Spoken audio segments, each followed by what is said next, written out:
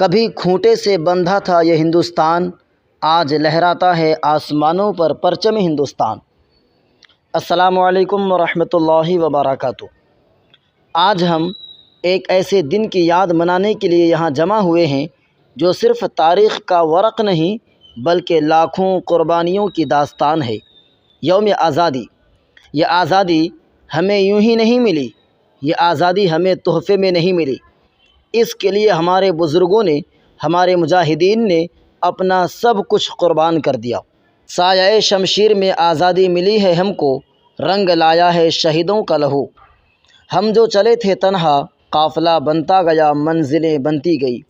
حضرات، جب ہم آزادی کی بات کرتے ہیں تو ہمیں صرف 15 اگست نہیں دیکھنا چاہیے، بلکہ وہ 200 سال کی غلامی یاد رکھنی چاہیے۔ وہ زنجیریں جن میں ہمارے خیالات بھی پابند تھے، جن کی ماؤں نے لاشیں اٹھائی، وہ جوان کیسے بھولیں؟ جن کے جسموں سے بارود کی مہک آتی تھی، وہ قربانی کی مثال کیسے نہ بنے؟ آج جب ہم سکون سے اپنی بات کہہ سکتے ہیں، جب ہم اپنے جھنڈے کو فخر سے لہرا سکتے ہیں، جب ہم نماز، تعلیم، تجارت، صحافت، ہر چیز میں آزاد ہیں، تو یہ مت بھولیے، یہ آزادی ہے خون کا صدقہ، یہ آزادی ہے دعا کی برکت، یہ آزادی ہے آنکھوں کی نمی، ماؤں کی آہ اور بہنوں کی قربانیاں۔